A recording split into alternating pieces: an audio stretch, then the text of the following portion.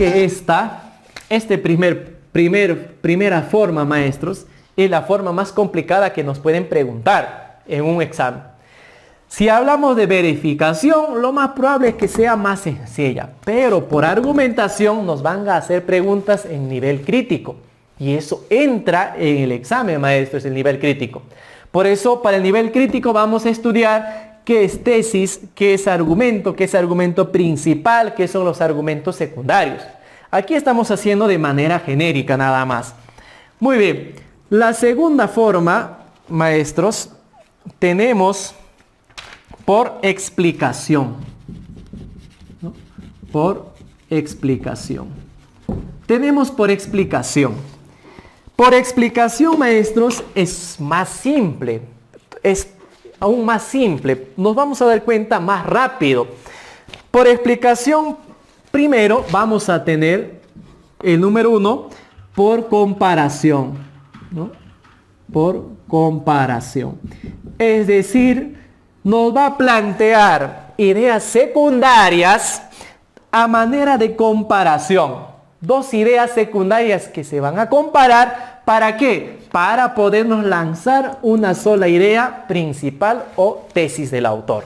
Veamos entonces el texto número 6. En este caso, el texto número 6. Bien, veamos, maestros, el texto número 6. Les doy una pequeña lectura. A ver, ustedes, un pequeño tiempo para poder leerlo y me dicen qué o quién está comparando y por qué. Y la pregunta es algo simple, miren que nos hace. ¿Qué criterio se consideró para la admisión de los jóvenes en una u otra institución? Nada más. ¿Qué criterio? Y eso lo vas a hallar comparando. A ver, maestros, vamos a ver. Bien, maestros, seguramente lo van a... El texto es, bueno, un poquito más, pero bueno. Ya no falta mucho, pero veamos el texto número 6. A ver, maestros, seguramente ustedes ya han encontrado una comparación. En este caso, entre dos instituciones. La primera, denominada, ¿no?, Telpocali, y la segunda, Calmecac, ¿no? O Calmecac, en este caso, ¿no? Calmecac, en este caso. ¿No? Telpocali y Calmecac. Dos instituciones. Estas dos instituciones, maestros, ¿qué sucede? ¿Qué pasa? Mire, veamos. La formación de cuadros militares, en el caso de los mexicanos, residía en verdaderas escuelas militares. Es decir, ¿qué quiere? Y ahora uno se pregunta, ¿y qué quiere decir que los mexicanos, ¿no?, tenían que formarse en la parte militar? Tenía que ser de manera obligatoria en dos instituciones. Por eso dice, la formación de cuadros militares, en el caso de los mexicanos, residía en verdaderas escuelas militares. La institución del Telpocali y del Calmecac. Dos instituciones que servían para esos propósitos. Me está hablando de dos. Entonces, sigue, mire, la siguiente idea, dice, maestros. La educación era universal y obligatoria. Todos los jóvenes debían acudir a uno u otro establecimiento. Es decir, si había joven en edad militar, sí o sí tenía que acudir a la primera o la segunda. O sea, a una de estas instituciones. Pero, miren qué dice acá. Pero, ¿no?, dice, al Telpocali no solo acudían los hijos de la gente del común, sino algún tipo de miembro del linaje distinguido hasta cierto grado. Más de estos no se elegían a los senadores, sino a otros oficiales más bajos. Pregunta, maestros, ¿quiénes iban a la primera institución militar denominado Telpocali? ¿Quiénes iban? Generalmente las personas o los jóvenes que eran de clase baja, de una economía un tanto inferior, se podría llamar, porque ahí dice, no solo acudían los hijos de la gente del común, o sea, del pueblo, sino que hasta cierto grado, hasta cierto límite. ¿Qué más? Dice, la disciplina imperante impulsaba a los jóvenes a ocupar todo su tiempo.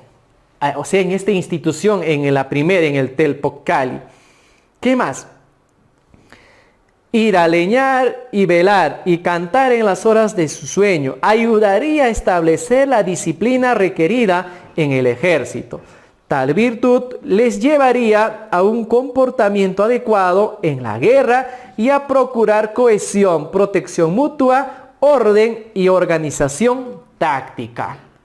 Entonces, ¿qué finalidad? ¿Cuál era la finalidad de aquellos jóvenes que iban a esta primera institución del Telpoc Cali? O sea, formarse pero militarmente para sobrevivir si habría conflictos. Porque estaban en una interacción, ¿no? Es que ellos no estaban ocupados en otras cosas vanas, sino en aquello que les pueda servir. Por eso dice, la disciplina imperante impulsaba a los jóvenes a ocupar todo su tiempo, ya sea cantar, leñar, hacían una convivencia, porque si por allí pues lo mandasen a algún lugar, supongamos, no sé, un conflicto, una batalla, ellos podrían sobrevivir porque estaban, ¿no?, viviendo prácticamente un adiestramiento para ese tipo. Ahora dice, en el Calmecac se insistía en otras maneras de pensar y actuar. Los nobles destinados al Calmecac participaban en edad su ingreso respecto a los plebeyos aristócratas de segunda del Telpoc Cali. Ahora pregunto, ¿quiénes iban al Calmecac, a la institución Calmecac? Generalmente iban las personas aristocráticas, las personas adineradas, que tenían un poder económico y social. Por eso dice acá, en el Calmecac se insistía en otra manera de pensar y actuar. O sea, ellos no estaban para eso, no estaban para prepararse como para la guerra. Entonces era otra forma. Por eso, miren, los nobles destinados al Calmecac participaban en edad su ingreso respecto a los plebeyos o aristócratas de segunda del Telpoc Cali. El arte de la guerra enseñado en el Calmecac estaba planeado para integrar las prácticas religiosas. Mira que no era para ir a luchar, sino también religiosas y políticas de la contienda militar y la dirección política de ambos. ¿Te das cuenta? Entonces, ¿para qué iban al Calmecac? Para ser prácticamente como un líder, el que mande, el que sea la persona que gobierne, en otras palabras, a otro grupo, es decir, a los del Telpoc Cali. ¿Qué más? La razón primordial para la inclusión en el Calmecac residía en el predestinamiento de los jóvenes nobles para señorear, participar en el Senado, en el sacerdocio. Es decir, ellos iban a ser los mandamases en un grupo de personas que iban a la batalla. O sea, mire, vean la diferencia. Si un joven se alistaba para la institución del Telpoc Cali, ¿cuál vendría a ser su función? La guerra. Y si fuera alistado en el Calmecac, ¿cuál tendría que ser su función?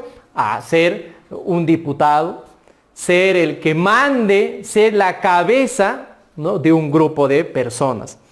Entonces, más de la experiencia y de la capacidad en el ejercicio de las armas deriva, tarde o temprano, la posibilidad de ser electo como señor supremo. Es decir, se preparaban los de Calmecac para ser alguien importante en la sociedad. Bien, ahora sí, estimados profesores, la pregunta es, ¿qué criterio se consideró para la admisión de los jóvenes en una u otra institución? Es decir, si yo soy joven, quiero pertenecer a la milicia, entonces, ¿qué creen que pasa si yo llego a la institución? Me preguntan primero, ¿tienes dinero? ¿Quién es tu familia? ¿De qué clase es? ¿Qué condición? ¿Te das cuenta? ¿Qué comes? ¿Qué respiras? ¿No? En otras palabras. ¿Eso qué es, maestro? ¿Qué me están interrogando? ¿Qué comparación hay entre una institución y la otra? ¿Qué están comparando ambos? ¿Qué están comparando, maestros? ¿El talento bélico les pregunta si sabe luchar? No. la libre determinación, o sea, uno puede elegir yo quiero ser tal y quiero ser tal. No, no puedes, porque si no tienes clase social, ¿dónde te van a mandar? A la institución donde es, ¿no? En este caso, Telpoxcali. La vocación bélica, o sea, uno quiere decir, no, yo quiero pelear, por eso vengo al ejército. Tampoco. La posición social, maestros, ¿qué dicen? O el objetivo, dice, perseguido, o sea, porque alguien quiere ser militar, va a una institución. No, maestros, ¿cuál fue la comparación que hemos utilizado? Bueno, ¿cuál es la comparación que está utilizando en este caso? ¿Por qué?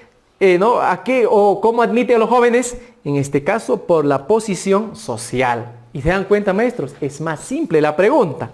¿Qué criterio se consideró para la admisión de los jóvenes en una u otra institución? Simplemente la posición social. Si era de clase media y baja, a otra institución. Si era de clase alta aristocrática, a otra institución. Respuesta, maestros, la alternativa D. Bien, veamos otro tipo, maestros. Ahora vamos a ver. Veamos otro tipo del término de la verificación. Veamos el segundo. Vamos a ver por ejemplificación. O sea, esto debe ser el B, el A. Ejemplificación. Por ejemplificación. ¿Qué querrá decir, maestro, por ejemplificación? Quiere decir de que también se emplea, maestros, los ejemplos. Se pueden utilizar los ejemplos para consolidar una idea. Nos da ejemplo 1, ejemplo 2 y de repente nos lanza la idea principal o la tesis de un autor, su forma de pensar acerca de un tema. Entonces, vamos a emplear la ejemplificación, maestros, dice, en este caso, con el propósito principal, ¿no?, de recurrir a los ejemplos es darle mayor autoridad y tesis, no a la tesis, mejor dicho. Es más o menos, si yo quiero creer en algo, primero me baso en los ejemplos que pudo haber sucedido. Si alguien me dice, tal lugar o tal efecto o tal medicamento o tal acción es bueno, entonces uno se pregunta, ¿y quién lo ha comprobado? ¿Y dónde lo han dicho? ¿Quién lo ha dicho? ¿Cómo lo hicieron? Entonces uno va y pues indaga y recién ve los ejemplos y se convence, efectivamente, si es verdadero. Por eso, maestros, la ejemplificación también es otra parte importante de las ideas secundarias y que puede ser planteado las preguntas a partir de ello. Veamos entonces, maestros, el texto número 7. También es otro fragmento para poder analizarlo. Bien, maestro, dice, cuando una idea se vuelve trascendente, movilizante y pone en vilo a toda una sociedad, su fuerza no está en sí misma. O sea, la fuerza de que nos ponga en vilo, en consternación, no está en la idea, sino en el contexto social y espiritual en la cual ella surge. Dice que una idea, mire, analícenlo, maestros, ¿qué quiere decir? Mire, hermoso esta parte, este fragmento, cuando dice, una idea se vuelve trascendente, importante, movilizante y pone en vilo a toda una sociedad, o sea, que nos deja en shock. Su fuerza no está en sí misma, no está en la idea, sino en el contexto social y espiritual en la cual ella no surge. Eso me hace pensar, ¿y qué cosa va? ¿Y de qué? No entiendo, maestro, de qué está hablando. O sea, prácticamente no entiendo. Maestro, se está hablando de la idea, pero de la idea de cómo uno puede, pues en este caso, una idea nos puede causar tanto impacto, no por la misma idea del contenido, sino en qué momento, en qué situación y en qué contexto se ha dicho la idea, ¿no? Se ha dicho la idea. Entonces, veamos. Dice el texto, ahí está, es número 7. Una idea no es el razonamiento que desarrolla, sino el ambiente en que germina y las consecuencias que se generan. Explicación de la anterior que hemos dicho, como una idea causa impacto. Una idea no es el razonamiento que desarrolla, sino el ambiente en que germina y las consecuencias que se generan. Claro, una idea es destructivo o es lo contrario, depende en qué circunstancia, en qué contexto uno lo va a decir. Así como tal, la idea misma no hace nada, en otras palabras, pero sí, de acuerdo en qué contexto lo voy a decir. ¿Qué más? El contexto es determinante, lo afirma todavía.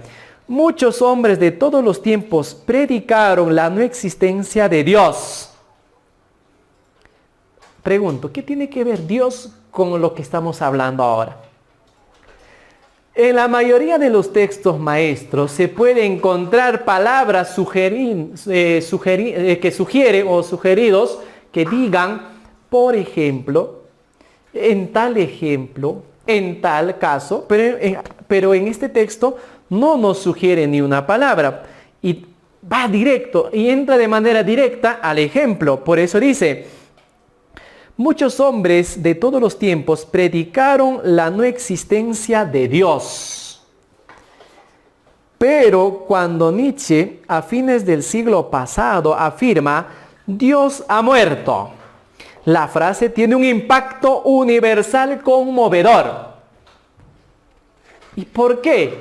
¿Por qué creen que al mencionar este filósofo que Dios ha muerto, impacta en todos? ¿Por qué creen? Por la misma situación y el contexto en que estamos. Si Nietzsche hubiera dicho esto en la Edad Media, ¿qué creen que hubiera pasado? Nadie le hubiera creído a Nietzsche. Es un loco. ¿Qué cosa habla? Es un hereje, al horno, hoguera. ¡Pum! Nietzsche desaparecía. Pero este contexto de este siglo, o el siglo pasado, siglo XX, ya era propicio para que él diga, ¿qué cosa? Que Dios ha muerto. Esa es su idea de él, es la idea que él tiene. Entonces, el mundo se estremece. Nietzsche está pronunciando algo que todos, o al menos una amplia mayoría de la humanidad, venía sospechando, pero no se atrevía a exteriorizar en esos términos. O sea, él fue pues, más directo, ¿no? Dios ha muerto, ¿y qué? ¿Qué más? Dice, ya lo había sugerido Charles Baudelaire, el poeta maldito, al afirmar que el mayor descubrimiento del hombre moderno había sido la no existencia del pecado. Eso es como Charles Baudelaire dijo, ¿no? En otro término un poco más sutil, quiso decir, Dios no existe, o sea, el paraíso no existe, por eso quiso agarrar por la parte del pecado. ¿Qué dijo? Afirmar que el mayor descubrimiento del hombre moderno había sido la no existencia del pecado. Si no existe el pecado, por tanto no existe infierno, no existe infierno, no existe cielo, no existe cielo, no existe Dios. Más o menos, eso quiso decir Charles Baudelaire. Entonces, todo esto, maestros, que acabamos de leer a partir de la segunda idea para adelante, son ejemplos. ¿Es ejemplo de qué? De que una idea puede estremecer a todo el mundo, no por el contenido de la idea, sino en qué momento y en qué circunstancia se ha dicho la idea. En este caso, el autor prefirió elegir ¿qué cosa? El ejemplo de Dios. Pudo haber elegido otros ejemplos, otras ideas, pero él hizo de Dios. Entonces hace pensar de que cuando una idea se vuelve trascendente, movilizante y pone en vilo a toda una sociedad, dice, su fuerza no está en sí misma, sino en el contexto social, espiritual en la cual ella surge. En este caso, la no existencia de Dios, en este contexto nos hace pensar y nos hace dudar prácticamente, ¿no? Y uno piensa que Dios existe, Dios no existe. ¿Cómo será el infierno? ¿Cómo será el paraíso? Y acá viene pues Nietzsche y dice, Dios murió, ¿no? Dios ha muerto. Y cuando dice eso, todos nos quedamos consternados, pues porque esta sociedad estamos en esa duda de que el sí o el no, el bien o el mal. Estamos entre eso. Bien, maestros, veamos entonces la pregunta. ¿Qué dice la pregunta? ¿Cuál es el propósito del autor al recurrir al ejemplo de la inexistencia de Dios?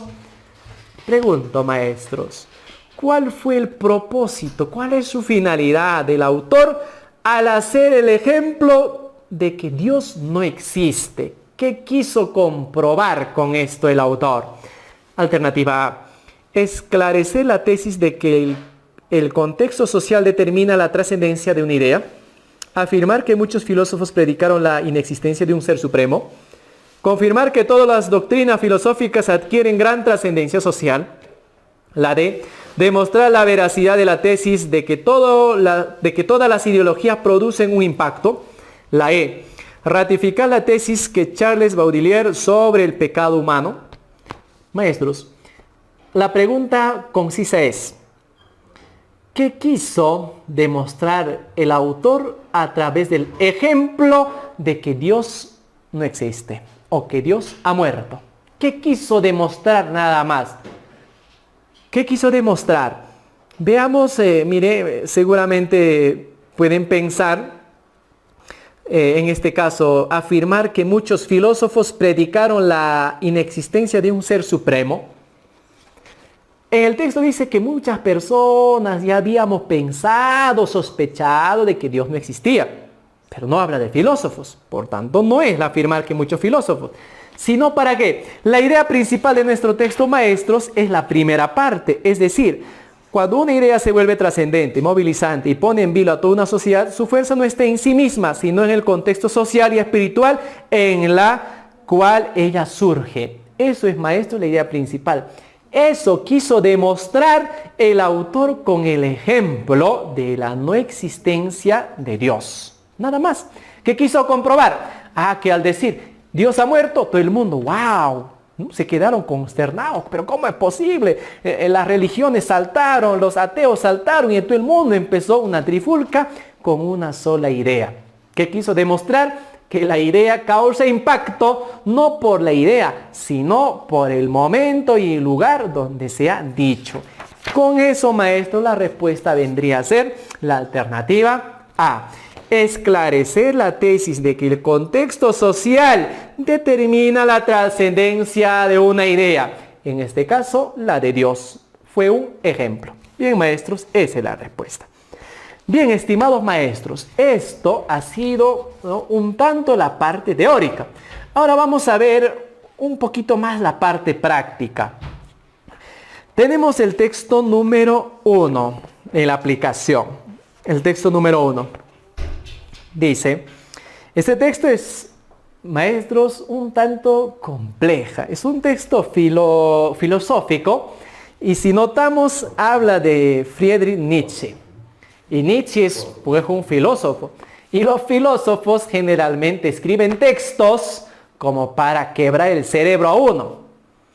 En el examen que vamos a dar, maestros, los textos vienen clasificados en 3 grupos. La primera vendría a ser un texto de nivel literal, que viene lo relacionado con el texto. El segundo nivel vendría a ser el nivel inferencial, que allá más o menos el texto se pone complejo. Y el tercer nivel viene pues en un nivel crítico. Entonces vamos a ver, maestros, casi los 3 niveles dentro de estos textos. Veamos el primer texto de aplicación. ¿Ya tenemos el texto ya? Muy bien. Dice, de la esencia del alma aristocrática forma parte el egoísmo. Quiero decir, aquella creencia inamovible de que un ser como nosotros lo somos, tienen que estarle sometidos por naturaleza otros seres y tienen que sacrificarse por él. Punto. Maestros, es importante primero entender qué es lo que quiso decir Nietzsche en esta primera idea. ¿Alguien lo ha interpretado? Pregunto, maestro, esa primera idea, ¿de quién está hablando esta primera idea? ¿De qué está, o de quién está diciendo algo? Dice, repito, miren maestros, de la esencia del alma aristocrática. Esencia del alma aristocrática. ¿Quién es un aristócrata, maestros? La persona que generalmente vive pues en una situación más cómoda, económica y socialmente. Los aristócratas de la clase alta. Nos está hablando de la esencia del alma aristocrática, o sea, su filosofía, su forma de pensar de un aristócrata. Forma parte del egoísmo. ¿Qué quiere decir? Que el aristócrata, en otras palabras, ¿qué es? Un egoísta. Por eso dice, de la esencia del alma aristocrática forma parte el egoísmo. Quiero decir, aquella creencia inamovible, o sea que ya no se puede remover esa creencia de que a un ser como nosotros lo somos, o sea, como acá se refiere con el término nosotros lo somos, al aristócrata, tiene que estarle sometidos por naturaleza otros seres y tienen que sacrificarse por él. O sea, ¿qué quiere decir? Que dentro de su egoísmo piensa que debe haber otros seres inferiores al aristócrata. ¿Para qué? Para que se sacrifiquen por uno. Para que hagan todo por uno. Y eso pasa en la sociedad, sí pasa. ¿Verdad? ¿Por qué? Porque la clase baja generalmente es el que va a servir pues a la clase alta, ¿no? Dominado por ellos. ¿Qué más?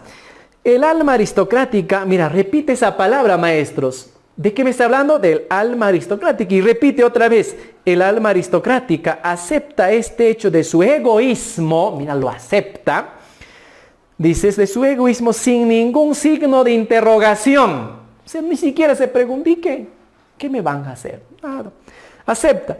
Y sin sentimiento alguno de dureza, coacción o arbitrariedad.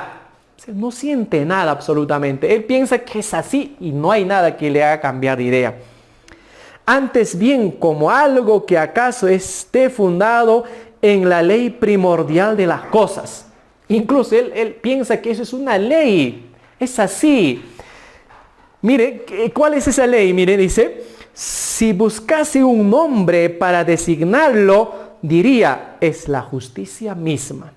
En otras palabras, el aristócrata piensa de que su condición de ser el que manda, de ser el que es superior a los demás, es normal.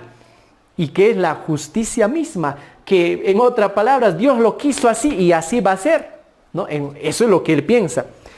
En determinada circunstancia, mira, en determinadas circunstancias, no en todas, sino en algunas circunstancias, que al comienzo la hacen vacilar, le hacen dudar en determinadas circunstancias. Esa alma se confiese que hay quienes tienen idénticos derechos que ella. O sea, que hay momentos y circunstancias, en determinados momentos, esa alma aristocrática reconoce que hay otros similares a él. Pero yo pregunto, maestros, para que un aristócrata reconozca a otro, bueno, pues somos de la misma clase, seguramente el otro también debe contar con las mismas posiciones económicas y sociales que tiene. Entonces, miren, dice, en determinada circunstancia que al comienzo la hacen vacilar, le hacen dudar de que puede ser o no puede ser, esa alma se confiesa que hay quienes tienen idénticos derechos que ella, ¿verdad? Que tenemos derechos de aristócratas. Tan pronto como ha aclarado esta cuestión de rangos superiores, ya ha aclarado, ha dicho que él también tiene su posición, tiene sus terrenos, tiene sus empresas, tiene sus fábricas, yo también los tengo. Ahora sí, ya creo que podemos, dice, se mueve entre esos iguales, dotado el derecho idéntico, con la misma seguridad, en el pudor y en el respeto delicado que tienen el trato consigo mismo. Recién se pueden tratar, como se dice, de tú a tú. Mientras que uno no tenga nada, no señor, usted no pertenece y punto, abajo. ¿Qué más dice? Esa sutileza y autolimitación en el trato con sus iguales es una parte más de su egoísmo. ¿Cómo ellos? Mira, su egoísmo no desaparece. Su egoísmo hace que, bueno, pues el trato también tiene que ser parte de su egoísmo con otros aristócratas. Se honra a sí mismo en ellos y en los derechos que ella les concede. No duda de que el intercambio de honores y derechos, esencia de todo trato, forma parte asimismo del estado natural de las cosas. Y reafirma lo que dice al inicio, ¿no? Es algo natural, es algo normal, es algo divino que nosotros seamos de la clase alta y los otros de clase baja y nos tienen que servir. Eso es lo que manifiesta en la última parte. Forma parte asimismo del estado natural de las cosas. Es decir, que existan también otros aristócratas de su misma clase, también es parte, ¿no?, de las cosas naturales. Bien, maestros, seguramente este texto para algunos es todavía un poco complejo. Y esto es complejo, maestros, por una cuestión más, porque tenemos menos saberes previos respecto a Nietzsche, ¿no? Muchos tal vez en la universidad lo hemos leído, pero no lo hemos entendido. Nos dan texto de este filósofo como que nos hace dudar y algunos nos perdemos. Y esto es un fragmento nada más de la obra Más allá del bien y del mal. Número 1. El título más apropiado para el texto sería, maestro, ¿qué título le ponemos? La A. El trato huraño nacido del aristócrata. El alma aristocrática y la justicia. Pregunto, maestros, en la A, cuando dice el trato huraño nacido del aristócrata, habla de un trato huraño, de un trato malvado, pero que nace del aristócrata. En este caso, no es, maestros, que nazca del aristócrata, sino que es parte de su egoísmo. B, el alma aristocrática y la justicia. ¿Nos habla del alma aristocrática? Sí. Repite incluso, si subrayamos y reconocemos las palabras que repiten, porque recuerden que el título contiene el tema. El tema en este caso es el alma aristocrática. Es el alma aristocrática, de eso está hablando el texto. Y el título tiene que mencionar algo más de aquello que dice del alma aristocrática el texto. Su definición, su concepto, su naturaleza, su carácter, ¿qué dice del alma aristocrática? Entonces no nos habla de la justicia, maestro, no puede ser la alternativa B. La C, el carácter del alma aristocrática, podría ser. La D, virtudes y defectos de la aristocracia. Virtudes, ¿qué virtud tiene, maestros, el aristócrata en este caso? No hay virtudes, no habla ni una virtud, pero sí habla de su defecto es el egoísmo. Entonces no hay virtudes, por tanto no es el título, no puede ser el título. La E, justificación del alma aristocrática. Maestros, el autor justifica, ¿no?, el egoísmo del aristócrata. Dice, por esta razón el aristócrata es egoísta. Tampoco. Respuesta, maestros. En este caso, el carácter del alma aristocrática. ¿Cuál es ese carácter? Un carácter egoísta.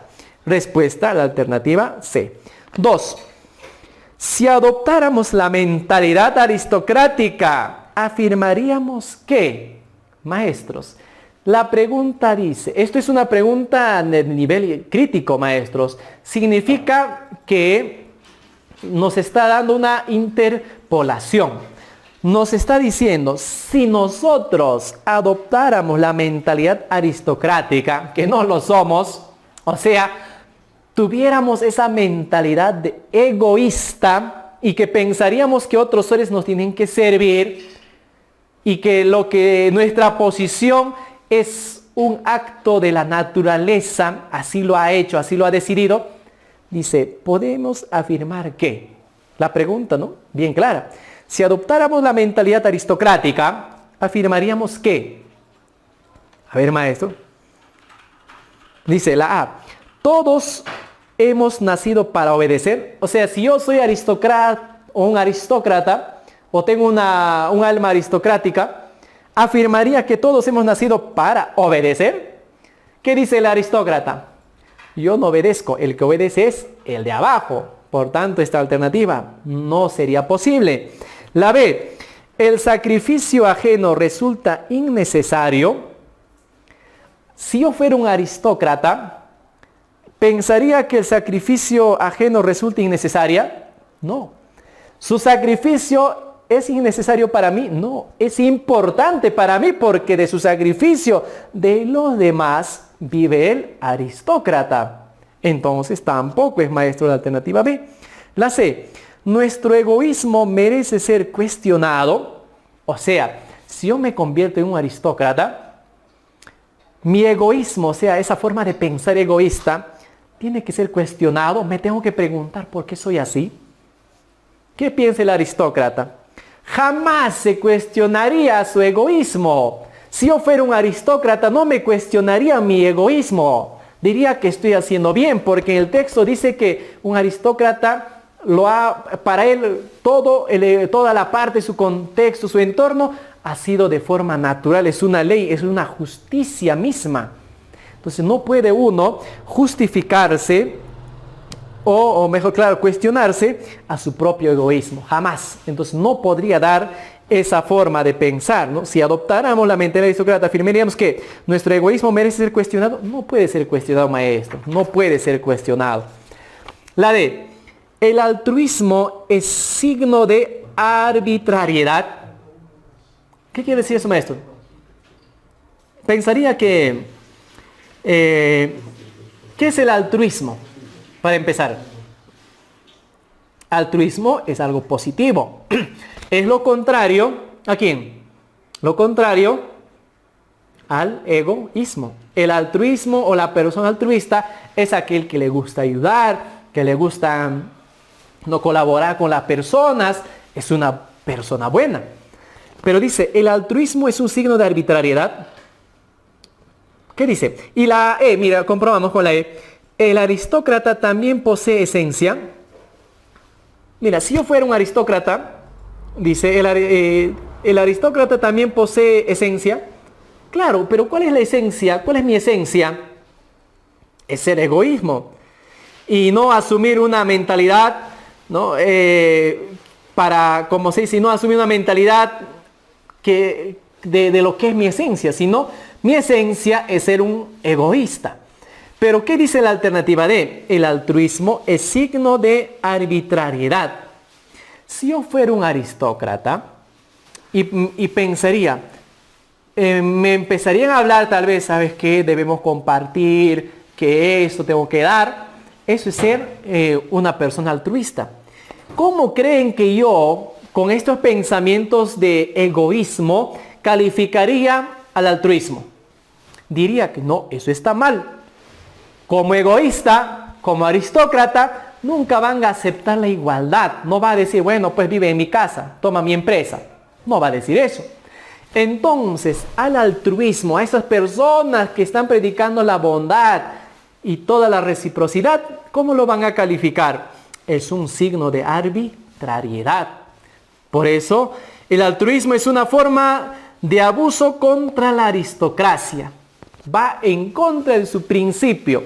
Por eso, maestro, si yo fuera un aristócrata, vería el altruismo que es un signo de arbitrariedad. Y esa es la respuesta, la alternativa D.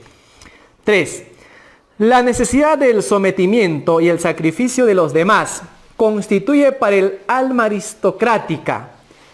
¿Qué constituye, maestros, la necesidad del sometimiento y el sacrificio de los demás? ¿Qué constituye para él? Que diga, en el texto dice, de esta manera, mira, tienen que, dice, acá, muy bien, dice, el alma aristocrática acepta este hecho de su egoísmo sin ningún signo de interrogación y sin sentimiento alguno de dureza, coacción, arbitrariedad. Antes bien, como algo que acaso esté fundado en la ley primordial de las cosas, si hubiese un nombre para designarlo, diría, es la justicia misma. Si alguien dice en la pregunta, la necesidad del sometimiento y el sacrificio de los demás que se sacrifiquen por el aristócrata, ¿cómo lo califica? Construye para el alma aristocrática. ¿Qué significa eso? Una verdad absoluta, porque dice que es la ley natural. Dice que es la justicia misma. Por tanto, es una verdad absoluta. La respuesta, maestro, la alternativa B. Tenemos la pregunta 4. El reconocimiento de iguales derechos en otros se presenta en el aristócrata ¿cómo? O sea, si habíamos dicho en el texto que si un aristócrata se encuentra con otro aristócrata, otra persona, ¿cómo era su reconocimiento a él? Dice, como un signo de humanismo, o sea, por humano, bueno, sí, pues pobrecito también. No, nada que ver. Como una reacción ante el egoísmo, o sea, por mi egoísmo, como darle contra mi egoísmo, voy a reconocer a otro aristócrata. No, maestros. De manera excepcional, ¿qué dice? Sí, maestros, porque dice en el texto, en determinada circunstancia, que al comienzo la hacen vacilar, le hacen dudar, ¿será o no será? ¿Es o no es un aristócrata? ¿Qué más? Ese alma se confiesa que hay quienes tienen idénticos derechos que ella, pero cuando circunstancialmente, o sea, a veces. La respuesta es de manera excepcional, ¿no? El reconocimiento de iguales derechos en otros se presenta en el aristócrata de manera excepcional, solo de vez en cuando. La respuesta, la C. Y la pregunta 5. ¿Qué aparentan los aristócratas frente a sus iguales? Cuando se encuentran dos aristócratas, ¿qué aparentan? ¿No? ¿Cómo se odian? ¿Se pelean? ¿O se consideran? Pero, ¿cómo? Dice, egoísmo acentuado, o sea, se nota su egoísmo de los dos, ambos ahí como que no quieren verse. No será eso, no dice en el texto. Dice sutileza y autolimitación. La sutileza y la autolimitación, maestros, en el texto dice que es algo real, es algo verídico. Acá dice que aparentan nada más, o sea, ¿qué es lo que aparentan dos aristócratas? ¿No? Frente a sus iguales, o sea, uno, ¿qué aparentan? No es que demuestre. Lo real sí demuestran sutileza y autolimitación. Eso es lo real. La C, la esencia puramente egoísta, o sea, entre ellos se manifiesta la esencia del egoísmo. Entre ellos no se van a hacer mal, no se van a hacer daño. Entre ellos no se van a pelear.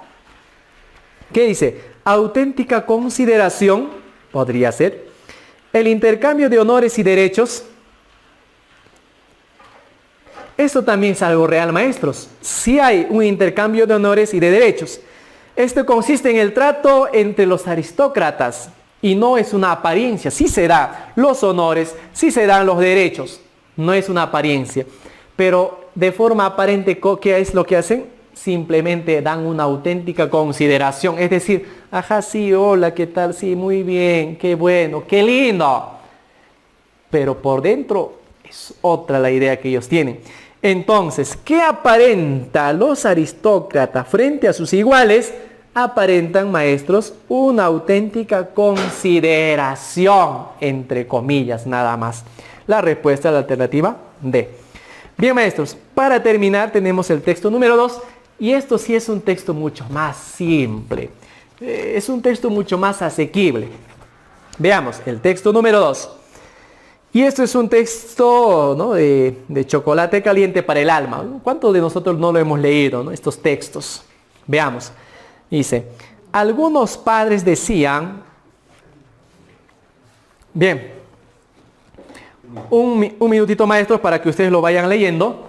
Este pequeño texto que es súper interesante. A ver, vamos. Bien, empecemos a ver, maestros. Voy a ayudarles con la lectura. Dice, algunos padres decían que era una maestra excéntrica, ¿no?, fuera del común. Otros afirmaban que era lunática por defecto del estudio exagerado, ¿no? Ya le consideraban loca. Otros simplemente decían, es la mejor. O sea, miren, me hace pensar que hay una maestra, la opinión de los padres en tres formas. Excéntrica, fuera de lo normal, ya estaba casi loca, lunática, y otros decían que era la mejor. Entonces, si yo fuera director y me dicen eso, ¿qué creen que creería de la maestra? ¿Qué hago? ¿Lo despido? Si uno dice que es bueno, es lunático, otro dice que es excéntrico, ¿qué hago? Tengo que ir a verlo. Tengo que ir a ver si realmente es uno de esos que me está diciendo. Entonces, quise formarme un juicio propio, así que un día decidí ingresar a su clase. ¿Te das cuenta? Ingresé a la clase. Observé que todos los alumnos estaban trabajando, llenando una hoja del cuaderno con pensamientos e ideas. Hasta ahí todo normal. Empecé a leer algunos como: no puedo llegar temprano al colegio. Es una de las frases que estaba escribiendo un estudiante. No puedo entender este texto. Leí del otro alumno y decía: no puedo lograr usar palabras en vez de puños. No puedo ser sincero. Mira, y si te das cuenta, estimado maestro, todo lo que el director está leyendo, no puedo. ¿Qué más? Caminé presuroso viendo lo que hacían uno por uno. Todos escribían oraciones describiendo cosas que no podían hacer, ¿no? O sea, todo el mundo estaba escribiendo lo que no podía hacer. ¿Qué más? Entonces decidí hablar con la maestra para ver qué pasaba. Al acercarme noté que también ella hacía lo mismo. O sea, ella también estaba escribiendo algo del no, seguramente, no de algo. ¿Qué más?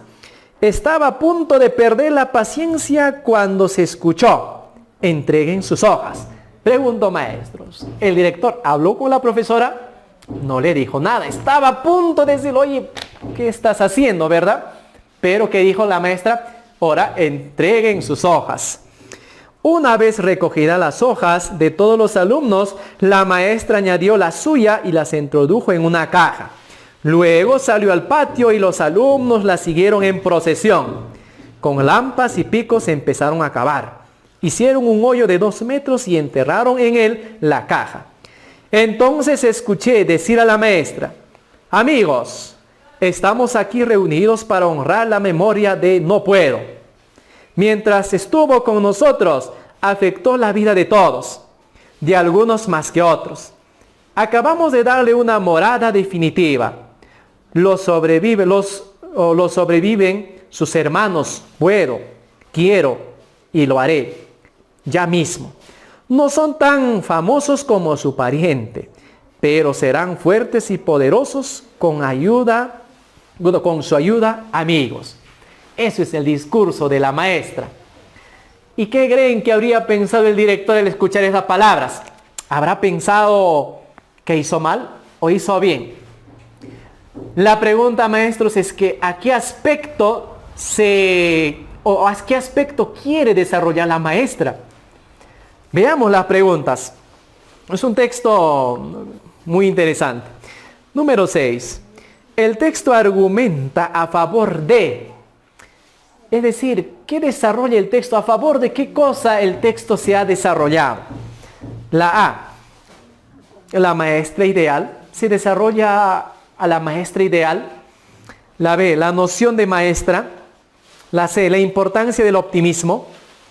La D. Una didáctica peculiar. La E. La excentricidad de la maestra.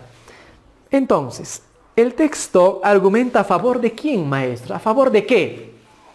O sea, nos está preguntando cuál es el argumento, o mejor dicho, cuál es la tesis principal que el autor o la maestra, en este caso, quiso desarrollar. ¿Hacia qué cosa se argumenta? En este caso, si fuera la maestra ideal, sería que el texto desarrolla que una maestra que no existe, en otras palabras, una maestra ideal. Me parece que no va a ese término o a ese concepto.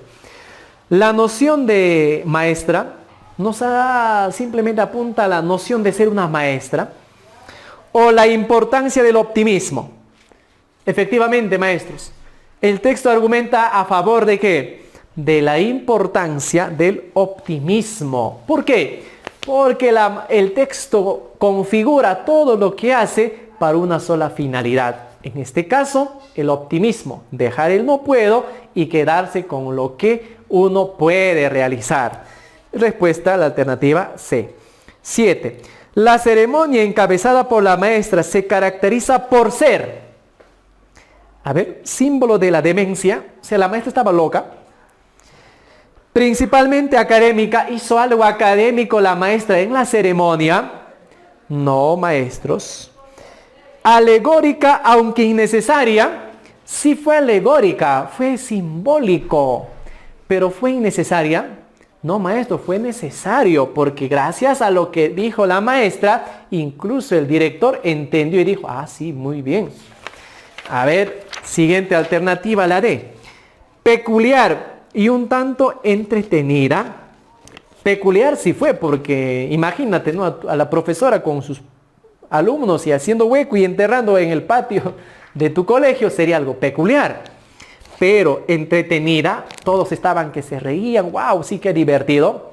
No, maestro, era solemne. Por tanto, no fue un tanto entretenida, pero sí peculiar. La E, simbólica y de contenido orientador. ¿Qué dice, maestro? La pregunta dice, la ceremonia encabezada por la maestra se caracteriza por ser simbólica, sí, porque aparentemente enterraron, simbólicamente enterraron el no puedo. Y de contenido orientador, porque la charla después, la ceremonia, fue pues un contenido para orientar a los estudiantes. Muy bien, la respuesta es la alternativa E. 8. Posiblemente la ceremonia observada hizo que el autor, o sea el director, ¿qué hizo? Confirme su juicio sobre la maestra, pero ¿qué juicio va a confirmar? Si han dicho que era excéntrica, lunática y excelente.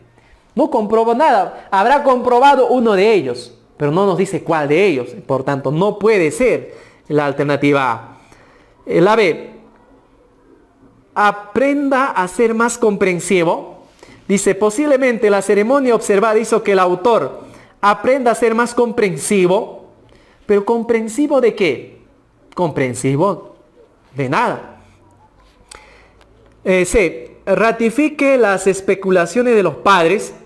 ¿Pero qué especulaciones? Si eran 3 especulaciones, no puede ratificar los 3. Entonces es incorrecto. La D. Conciba a la maestra como inepta para su hijo. Sería al contrario, no creo que haya pensado el director que la maestra es inepta. La E. Se forme un concepto favorable a la maestra. Por supuesto, porque tenía 3 quejas, ¿verdad? Excéntrica, lunática y muy bien, o sea, excelente. Aquí sí, ¿cuál de estos 3 comprueba? La tercera, ¿verdad? Se forme un concepto favorable de la maestra, ¿no? La respuesta es la E. 9. El autor quiso emplazar en algún momento a la maestra, ¿por qué? O sea, ¿qué quieres emplazar? ¿Que quiso cortarlo o quiso decirle, maestra, hasta acá nada más? Un momento, vamos a conversar. Quiso hacer en un momento, ¿verdad? Cuando ya se acercó y estaba viendo y de repente la maestra dijo, terminamos. Y todo se empezó a entregar y bueno, el director dijo, pues bueno, le voy a dejar que termine. Entonces, el autor quiso emplazar en algún momento a la maestra, ¿por qué? Suponía la deficiencia del contenido. El contenido no suponía, era deficiente de por sí cuando lo veía. Entonces no suponía la deficiencia del contenido. Era incorrecto, la clase misma era incorrecta. Entonces el autor quiso emplazar en algún momento a la maestra porque suponía la deficiencia del contenido. El contenido ni siquiera, ya era obvio que todo estaba mal, según la queja de los padres, por eso él se acercó. B. Deseaba corregir su método explicativo. No había un método explicativo, no había un método, decía este método, tal método. No había, entonces no es la respuesta. Estaba disconforme con la inscripción de oraciones. Obviamente que estaba un tanto disconforme porque veía no, y todo el mundo escribía un no puedo de algo. Entonces el director pensaría que hay una clase del no puedo. Pero pensaba que estaba infundiendo pesimismo. Exacto. Al leer el director todos los no puedos, el director pensaría que la maestra está haciendo un clase, ¿no?, infundiendo pesimismo en cada estudiante al decir que no puedo tal, que no puedo tal y que no puedo otro. Entonces la respuesta es la alternativa D. El autor quiso emplazar en algún momento a la maestra porque pensaba que estaba infundiendo pesimismo en los estudiantes, ¿no? Correcto, la D. Y la última pregunta, tenemos la 10. La maestra aludida destaca principalmente ¿por qué esta maestra destaca de las demás en otros términos? ¿Por qué destaca? Su gran dinamismo, hizo una gran dinámica. ¿Ustedes creen, maestros, que esto fue una dinámica? No fue una dinámica, no fue dinamismo, no, la maestra no estaba ahí haciendo cosas y malabares en el aula. La A no es la respuesta. La B, sus actitudes misteriosas. ¿Pero qué actitud misteriosa? Actitud misteriosa ya es muy genérico, ¿verdad? La C, la profundidad de sus contenidos. ¿Había contenidos en su clase o en lo que estaba haciendo? No había contenidos, simplemente era escribir los defectos que uno tenía. Su estilo peculiar de enseñar, podría ser. Ser cuestionada por los padres, por eso la maestra destaca principalmente porque le paran cuestionando, tampoco. La respuesta, maestros, vendría a ser por su estilo peculiar de enseñar. Y la pregunta es, ¿qué cosa ha enseñado? Un propósito, ¿verdad? El que sí se puede realizar todo. Y no existe excusas de decir que no y que no. Bien, estimados maestros, la respuesta sería la D. Bien, maestros, con esta última pregunta hemos llegado a la parte final de nuestra transmisión. Espero de que haya sido de agrado y de comprensión. Bien, maestros, conmigo será hasta última, o mejor dicho, hasta otra oportunidad. Bien, muchas gracias. Nos vemos.